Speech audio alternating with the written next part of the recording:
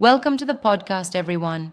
Today, we're delving into the ideas behind that riveting video by COL, Douglas Macgregor, about the proximity of a potential World War III.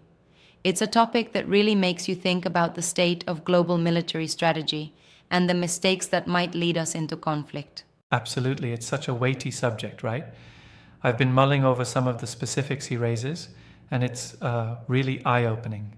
Yeah, and the way McGregor lays out his argument, he kind of challenges the conventional military strategies that have been in place, arguing that we're dangerously close to a new global conflict.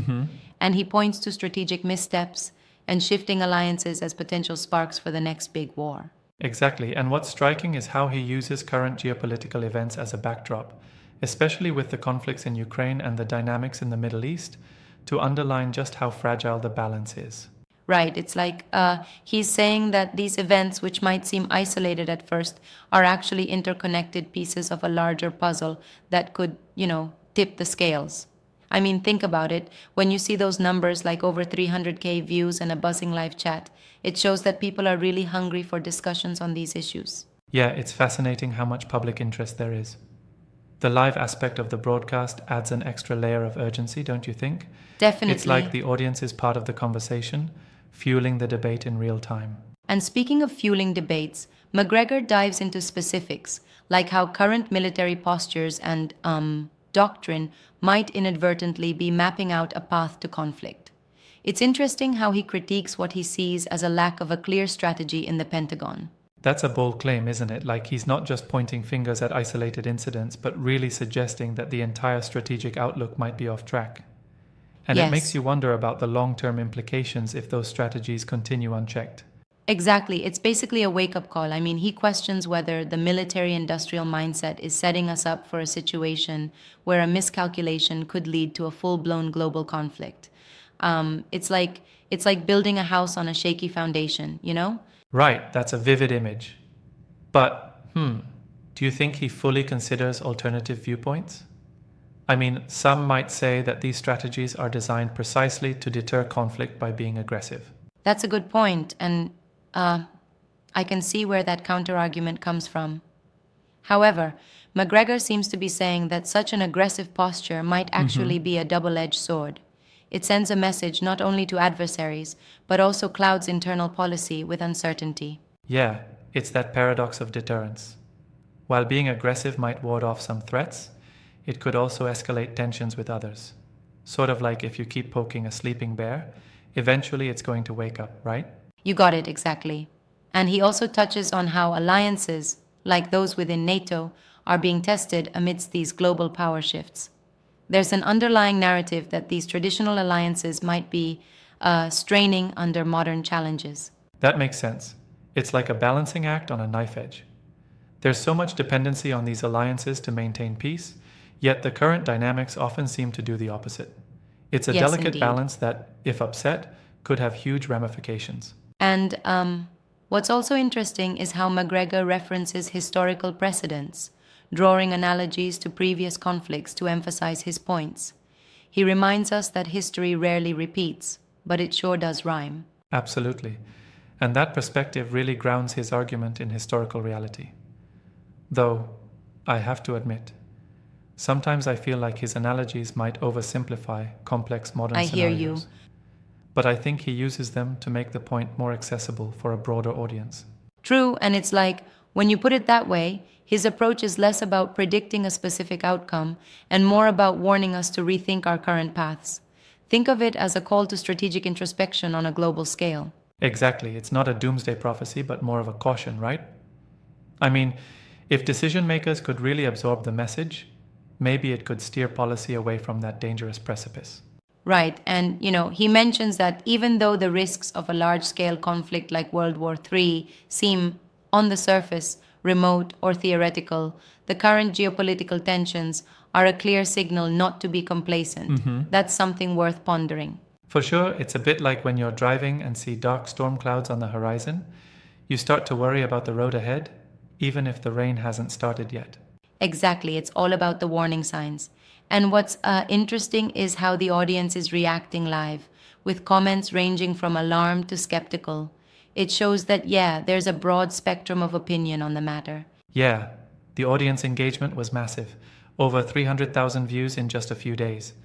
That kind of traction tells you this topic isn't small fry, it's Right sparking on. conversations globally.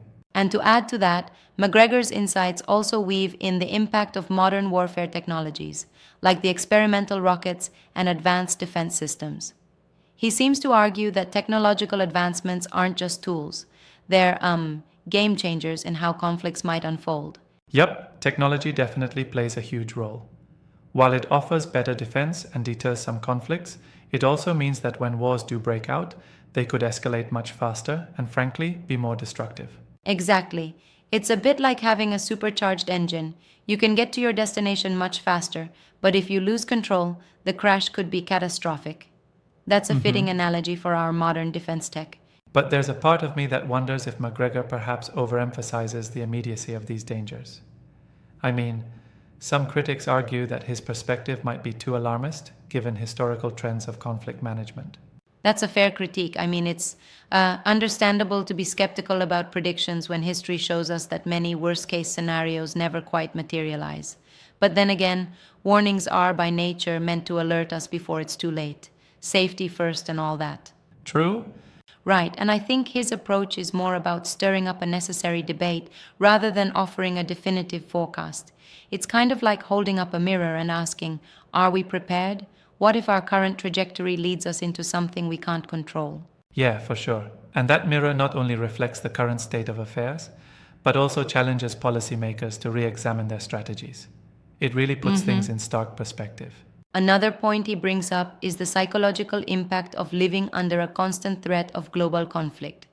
He argues that the stress and uncertainty alone have a profound effect on public morale and political stability. Totally, the human factor here is huge. We all tend to downplay the mental toll that the possibility of such a massive conflict can have on society as a whole. Exactly. It's not just about military numbers, but the overall well being of nations. And then there's the challenge of misinformation and propaganda fueling these fears even further.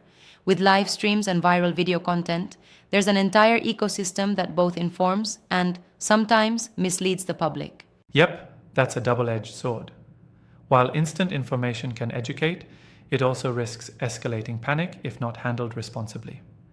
It's important to balance urgency with accuracy. Absolutely. And let's not forget the significance of dialogue like this. When experts and thoughtful commentators engage with these difficult questions openly, it offers more nuance than just the sensational headlines we see in the media. Exactly that kind of comprehensive discussion is necessary. I agree wholeheartedly. Although I do sometimes feel that such debates might oversimplify the complex nature of international relations, they also serve as a starting point for broader public engagement. Right, true, it's important to recognize that while we might not have all the answers, the conversation itself is invaluable. KOL, McGregor's claims, even if a bit on the dramatic side, force us to confront some uncomfortable truths about current global policies and their potential trajectories. And it does make you ask, what can be done to steer us away from that steep cliff if we're indeed heading there? That's Yeah. the million-dollar question, isn't it? Yeah, indeed. It prompts policymakers to work on diplomatic solutions and perhaps reevaluate certain defense strategies to mitigate escalation before tensions become unmanageable. Exactly. The goal should be to foster dialogue and find common ground rather than push towards a conflict that no one really wins. Absolutely. It's like navigating through a storm. You need both caution and a steady hand at the wheel. The insights from McGregor might be a bit unsettling, but they're a reminder that we can never afford to be complacent. That's a solid takeaway. For sure, it's a call to really scrutinize how our leaders are preparing for the future. Whether or not one agrees entirely with McGregor's views, the conversation it sparks is undeniably crucial. Exactly. And as we wrap up, it's important to remember that while the predictions may seem dire, the future is not set in stone. Engaging in informed debate could help shift priorities towards more balanced and proactive strategies. Absolutely. It's about turning potential crises into opportunities for reform and stronger international cooperation.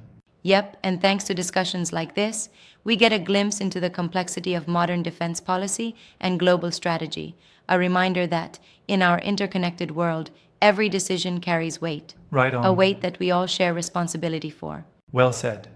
Here's hoping that these insights lead to more thoughtful actions on the world stage. Until next time, keep questioning, keep reflecting.